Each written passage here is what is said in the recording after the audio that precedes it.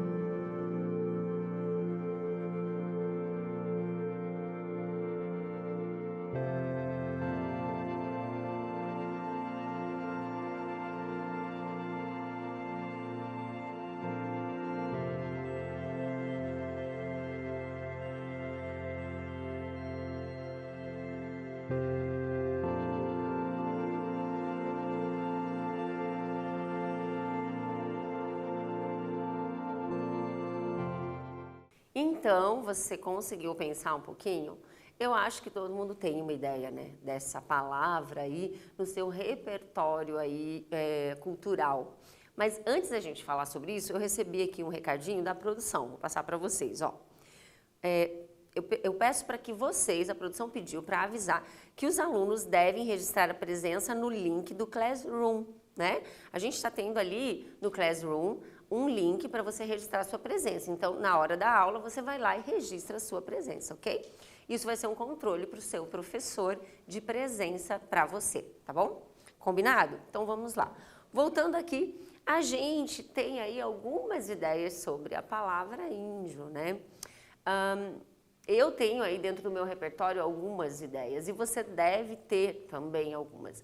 Dentro do meu repertório de infância e de adolescência, o termo índio na escola, o que eu aprendi, estava muito voltado para um indígena folclórico, tá? Isso eu estou falando da minha experiência. Aquele indígena que usa flecha, que é pintado, aquele indígena quase que selvagem, que só vive na mata, coisas nesse sentido aí, ou na tribo, etc, tá? Eu creio que você deve ter aí algumas memórias, algumas questões sobre essa palavra. Mas eu quero com você trazer um outro conceito desse termo, tá? Que é um conceito, gente, de um indígena, de um escritor, doutor em linguística, sobre o termo indígena. Quem é ele? É o Daniel Munduruku. E aí eu trouxe para você uma referência dele de uma entrevista que ele deu para um jornal sobre o Dia do Índio, né, que a gente comemora aí na nossa nação. E aí ele estava falando sobre isso e ele trouxe essa fala e eu quero conversar com você sobre isso. Agora, então, vamos ler aí um excerto dessa entrevista. Porque quem que vai responder isso, né? Não é o homem branco, não sou eu e você, mas é o indígena falando desse termo. Como é para ele, né? Então vamos lá? Veja lá, trecho dele, vamos ler? Faz parte do nosso tema, faz parte da nossa aula e da nossa discussão. Do meu ponto de vista, isso é Munduruku falando, Daniel Munduruku. A palavra índio perdeu o seu sentido. É uma palavra que só desqualifica, remonta a preconceitos. É uma palavra genérica. Esse generalismo esconde toda a diversidade, riqueza, humanidade dos povos indígenas. Quando a gente usa a palavra índio, estamos nos reportando a duas ideias. Uma delas é a ideia romântica, folclórica, que eu comentei com vocês, que é uma que a gente, durante muito tempo na escola, teve, né? E ainda, às vezes, infelizmente, se mantém. Segunda ideia é ideologizada, né? Carregada de sentidos ideológicos, que seria o quê? A palavra índio está quase sempre, então, ligada a uma ideologia negativa, ligada à preguiça, selvageria, atraso tecnológico. Há uma visão de que o índio tem muita terra e não sabe o que fazer com ela. E aí ele fecha aí nessa entrevista. A palavra indígena diz muito mais a nosso respeito do que a palavra índio. A palavra índio gera uma imagem distorcida. Já indígena quer dizer originário, aquele que está ali antes dos outros. Para fechar, além disso, eu não sou um indígena qualquer. Eu tenho um lugar de pertencimento, Munduruku. É importante reforçar a identidade dos povos. Eu deixo a fonte para você no slide, se você quiser ver toda a entrevista, é bem interessante. Daniel Munduruku é um grande escritor indígena, é reconhecido aí nacionalmente, mundialmente, né, também, então vale a pena. Ok, pensando na fala do Daniel Munduruku, pessoal, agora eu quero te propor, antes disso eu vou ler um pouquinho do currículo dele para você conhecer, esse é ele, depois eu vou trazer um outro exercício. Veja, escritor indígena, graduado em filosofia, tem licenciatura em História e Psicologia, doutor em Educação pela USP e pós-doutor, ele é pós-doutor em Linguística, na verdade, pela Universidade Federal de São Carlos, a UFSCar. Ele é diretor-presidente do Instituto UCA, Casa dos Saberes Ancestrais, e Ele, até o momento, é autor de 52 livros, tirei do site dele, que é bem bacana, tem bastante coisa legal. Então, o que a gente tem aqui? Eu tive a honra de conhecer o Munduruku, já ouvi 2 vezes, trabalhei com textos dele em um material que eu pesquisei, então, eu acho que vale a pena você conhecer. O que a gente tem aqui, então? Exercício 2 sobre isso, para a gente entrar no clima da narrativa indígena. Pergunta 1. Pergunta letra A. Lendo o texto de Munduruku, comente o que o imaginário social, quer dizer, o que a palavra indígena, de modo geral, né, de modo geral as pessoas entendem como índio, né, imaginário social, que é a maioria das pessoas. E letra B, segundo Munduruku, quem são os povos indígenas? Né? Agora você vai responder com o olhar do indígena Munduruku, tá certo? Tempo para você e a gente volta para conversar.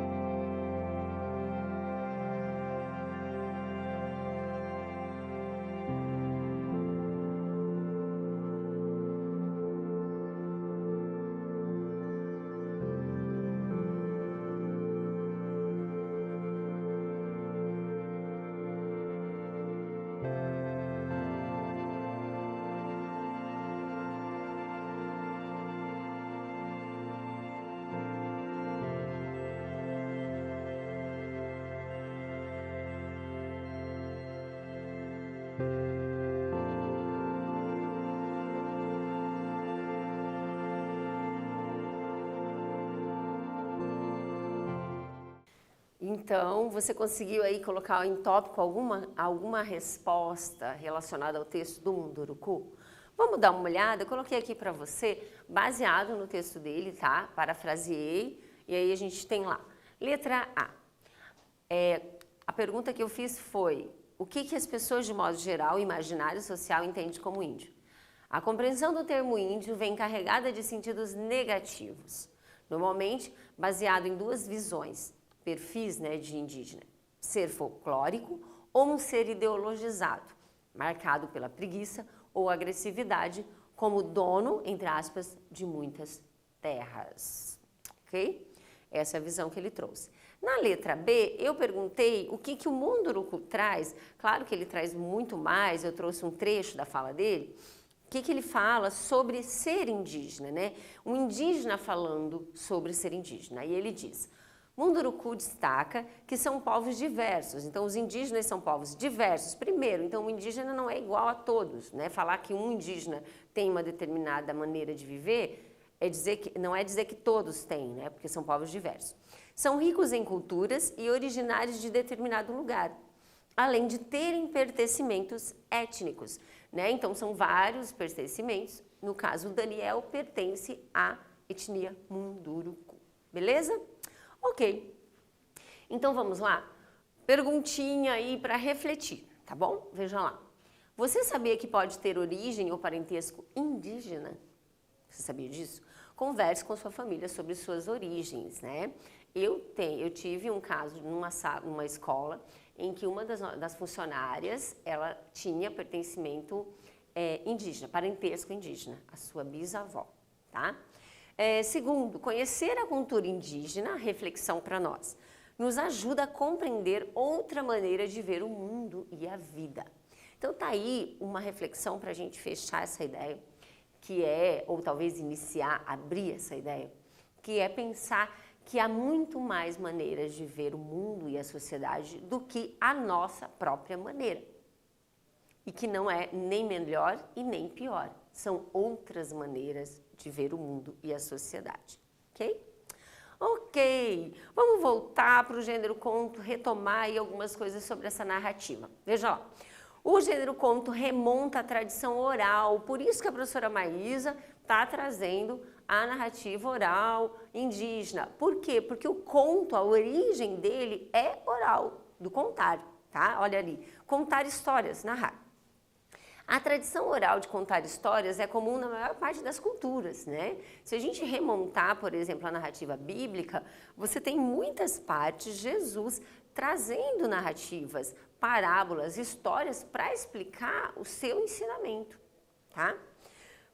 Então, diversas culturas, dentre elas as indígenas, trabalham com narrativas. Em último lugar, eu coloquei, veremos uma narrativa indígena cuja estrutura lembra o conto literário. Estou falando isso para você, estou relembrando aí para você. Beleza? Vamos então começar? A narrativa, ela trabalha com a ideia do roubo do fogo, né? Então, o fogo, a ideia é, o fogo, ele, vamos pensar, uma história em que o fogo, ele é de posse de um determinado ser. A gente vai ver aí que é dos urubus, eles detêm o fogo.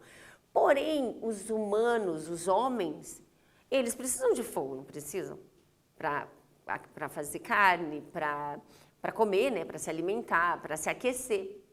E eles precisam arranjar um jeito de conseguir o fogo. Então, essa narrativa vai trabalhar com essa ideia. Veja que já começa num lugar indígena, numa ideia indígena. Por quê? Porque a natureza, né, todos esses lugares de natureza são elementos fundamentais para o indígena, tá certo? Ok, vamos começar? Essa narrativa, pessoal, é uma narrativa de origem, de pertencimento guarani, tá certo? Vamos lá. O roubo do fogo, acompanha comigo aí essa narrativa oral. Vamos lá. Em tempos antigos, os guaranis não sabiam acender o fogo. Na verdade, eles apenas sabiam que existia o fogo, mas comiam alimentos crus, pois o fogo estava em poder dos urubus. O fogo estava com essas aves porque elas que primeiro descobriram um jeito de se apossar das brasas da grande fogueira do sol. Numa ocasião, quando o sol estava bem fraquinho e o dia não estava muito claro, os urubus foram até lá e roubaram algumas brasas, as quais tomavam conta com muito cuidado e zelo.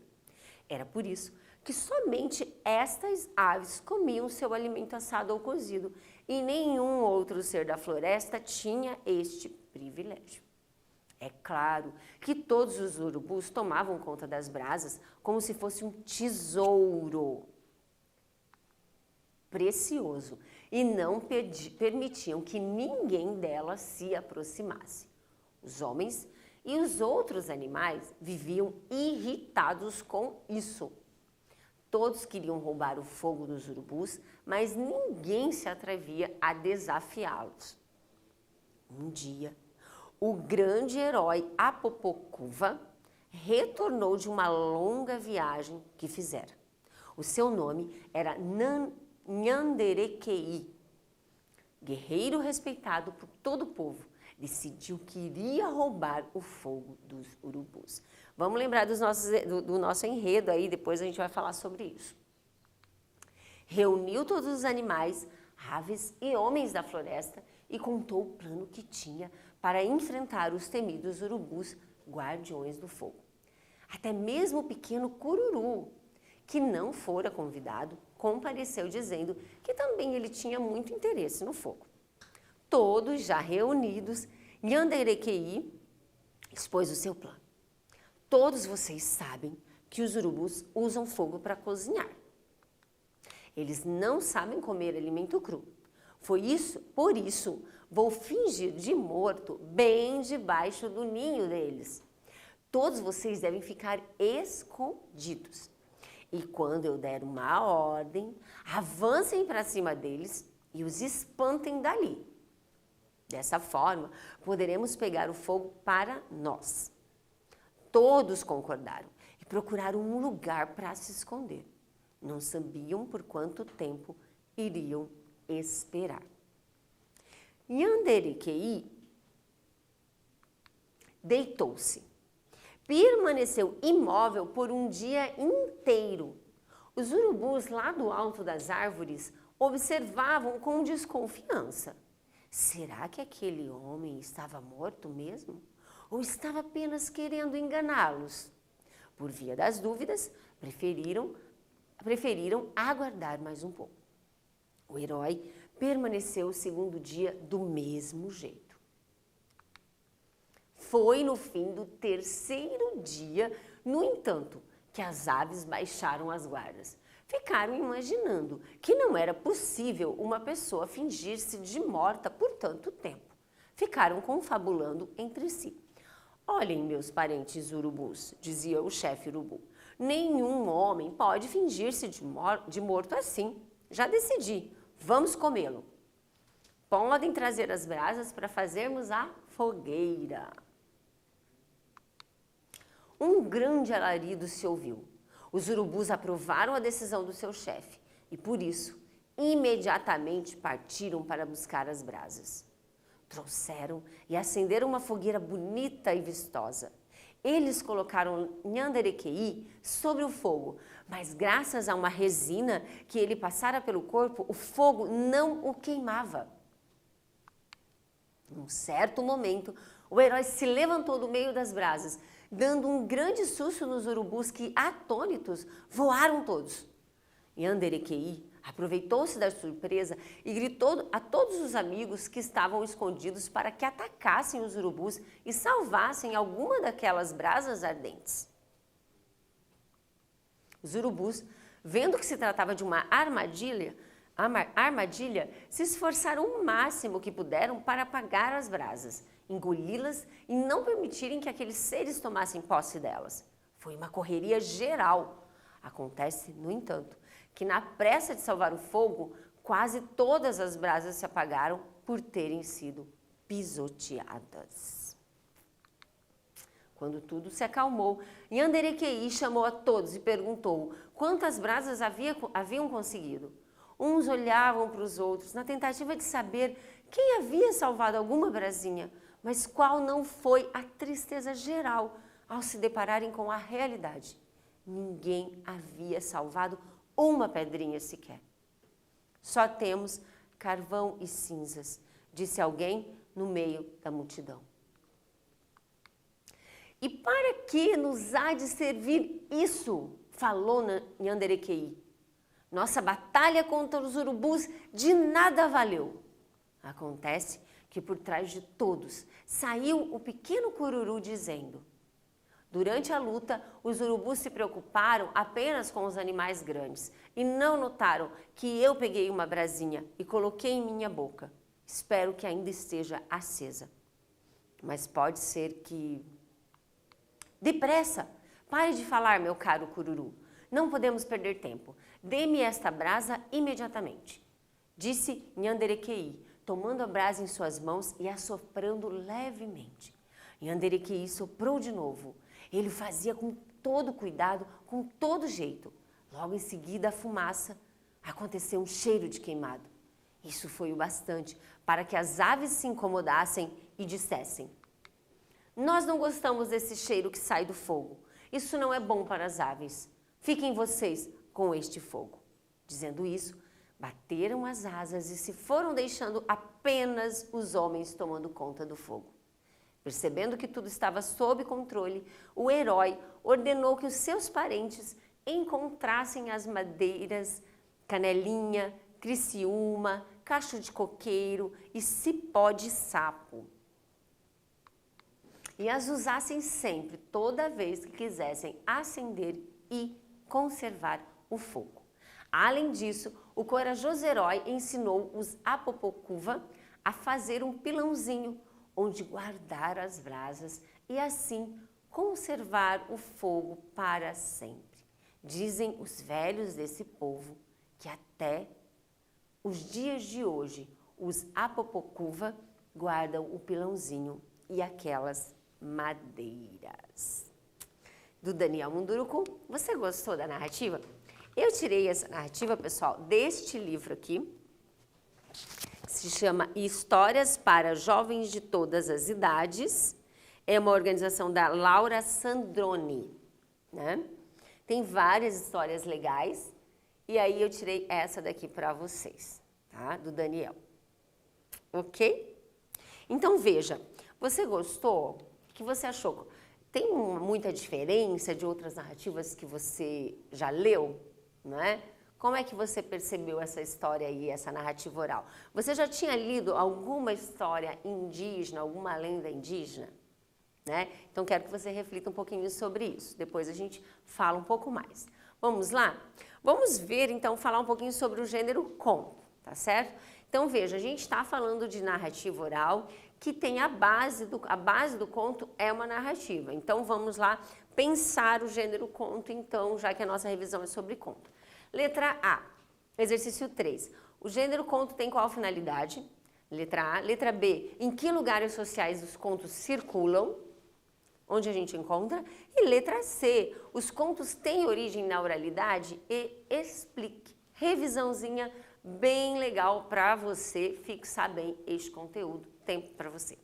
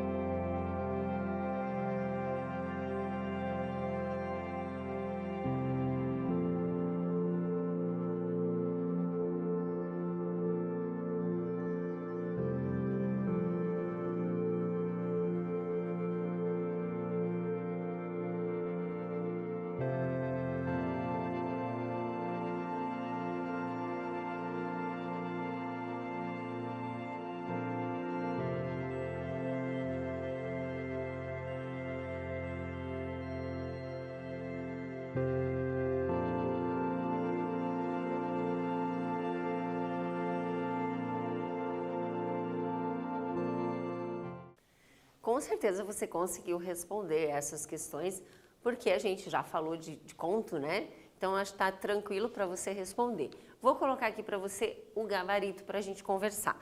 Letra A, finalidade do conto, né, gente? Finalidade, narrar uma história dentro do campo da ficção. Lembrando que a ficção é uma maneira, muitas vezes, narrar, contar uma história, é uma maneira de explicar a vida, explicar a sociedade, explicar alguns costumes.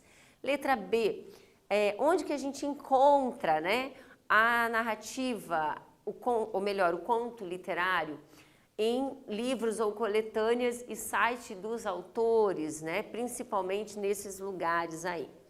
E na letra C, a gente falou, o conto ele tem origem na narrativa oral? Já falamos que sim, né? A ideia de contar uma história, um caos, uma lenda, um mito, entre outras narrativas. Então, sem dúvida, tem. Beleza? Fechou? Vamos lá revisar os elementos da narrativa. Lembra que eu coloquei numa aula para vocês essa abreviação aqui, essa sigla, na verdade?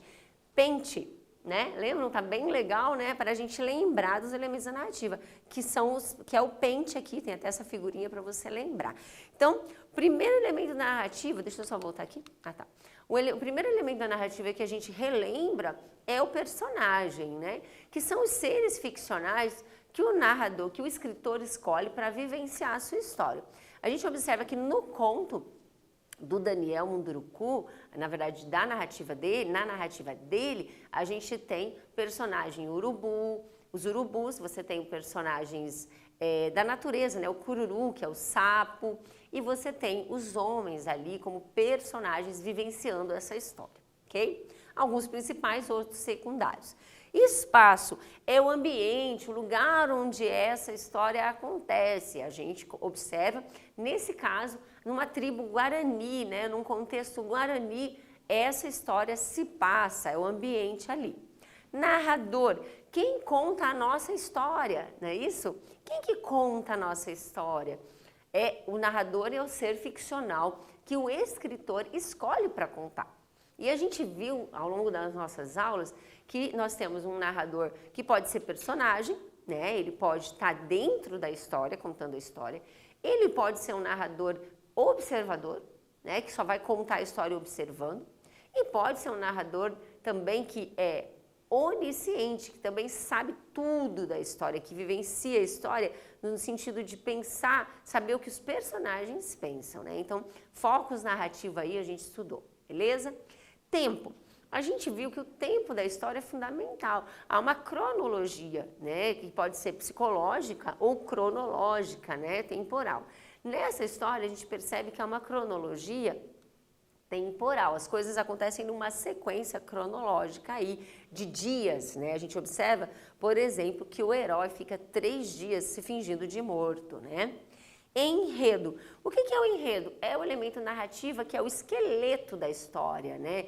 Que é a ideia da sequência das ações, né? E aí tem os elementos do enredo. A gente vai estudar na próxima aula o enredo com um pouquinho mais de detalhe na nossa revisão, ok? Pergunta para você sobre esta revisãozinha que a gente fez de elementos da narrativa. Letra A, letra B e letra C. A, quais são os personagens principais do conto? B, do conto ou ainda da narrativa. Letra B, qual é o espaço da história, né, onde ela acontece? E letra C, o narrador que a gente acabou de ler aí dentro da narrativa oral do Daniel Munduruku, é primeira ou terceira pessoa? Ele está em primeira ou terceira pessoa, ele é onisciente, ele é observador ou ele é personagem, tá? Essas 3 perguntinhas para você, tempo, e aí a gente volta para fechar essa fala.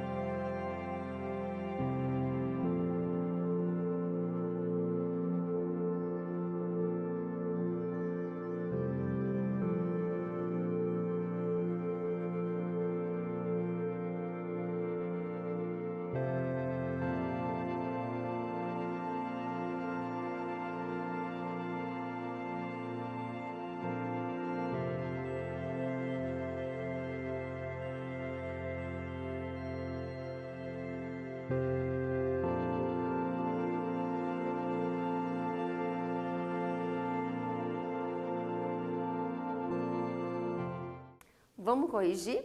Olha só. Letra A, personagens Nhanderequei, o cururu e os urubus, não é isso? Letra B, onde acontece, qual é o espaço? Tribo do povo Guarani. Letra C, nosso narrador em terceira pessoa onisciente. Coloquei um trecho ali para você observar. Ficaram imaginando que não era possível uma pessoa fingir-se de morta, ok? Então, o narrador, ele está no pensamento desse personagem. Ok, quiz para você, você vai ler e eu volto só para responder contigo.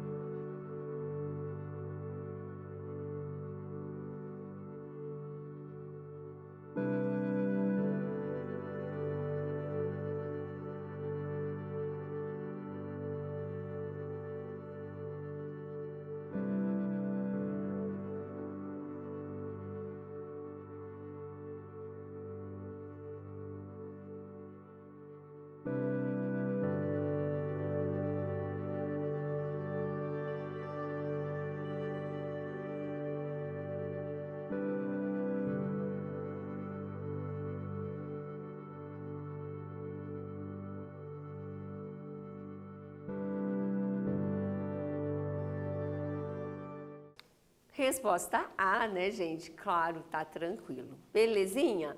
Vamos voltar e revisar predicado, verbo nominal. Lembrando que para voltar nisso, a gente tem que lembrar lá das nossas transitividades verbais. Transitivo direto, objeto direto. Verbo transitivo indireto exige uma preposição. E o transitivo direto e indireto exige objeto direto e objeto indireto. Certo? Vamos lá? O que é um predicado verbo nominal? Retomando a nossa aula, a gente já falou bastante. A informação ela tá centrada em dois elementos. A gente viu um verbo, né, que pode ser transitivo ou intransitivo, e um nome. Por isso a gente estudou predicativo do sujeito ou do objeto. Exemplos aqui. Heloísa saiu preocupada, né? Veja, eu tenho saiu um verbo e preocupada, um adjetivo que está trazendo a ideia de nome aí. Então, por isso, predicado verbo nominal aqui. O garoto exibe um retrato orgulhoso. Quem exibe o retrato? O garoto exibe. É um verbo, quem exibe algo. Então, aqui objeto direto, verbo transitivo direto. E orgulhoso, o garoto, predicativo do sujeito. Paulo considera Luana esforçada. Quem considera Luana esforçada? Paulo. Considera o quê? Quem considera algo. Considera Luana, objeto direto, Luana aqui. Esforçada, quem é esforçada, pessoal? É a Luana. Então, predicativo do objeto, certo? Beleza? Agora, exercício, porque a gente está revisando, você já sabe essa matéria, tá certo? Então, vou deixar um tempo para você encontrar os predicados nas orações abaixo. Pode ter outro tipo de predicado, tá? Não precisa ter só predicado verbo nominal. Pode ter verbal ou nominal. Tempo para você e a gente volta para corrigir e fechar essa revisão.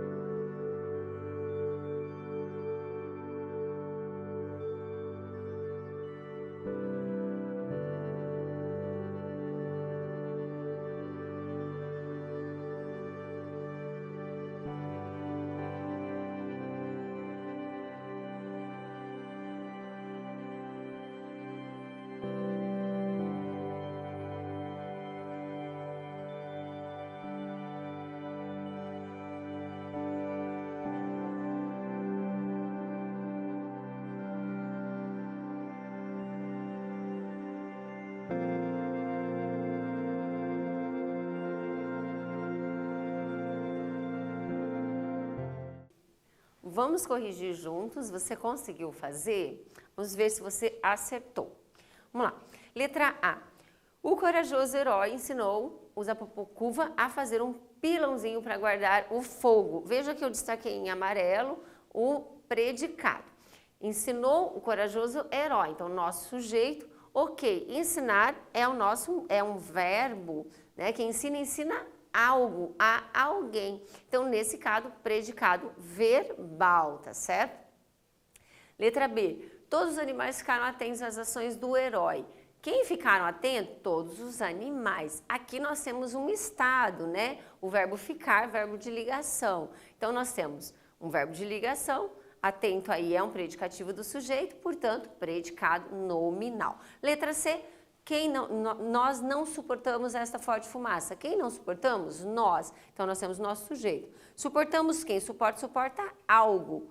Suporta o quê? A fumaça, esta fumaça. Então, nós temos aí um verbo transitivo direto, um objeto direto, que é esta fumaça. Forte faz o quê, gente? Dá uma qualidade, uma característica para a fumaça. Portanto, predicativo do objeto. Então, predicado, verbo nominal. Vamos fechar aí um quiz, vamos fechar junto? O predicado verbo nominal sempre tem um predicativo do sujeito ou do objeto, gente? Sim, sempre, né? Então aqui, essa palavrinha sempre vai combinar com a gente. Ok? Em síntese, o que a gente fez na nossa aula hoje de revisão?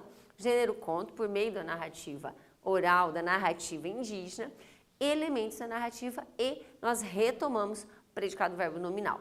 Sugestão que a professora está trazendo para você hoje, blog do escritor Daniel Munduruku. Ele tem um blog, você pode acessar lá, tá bom?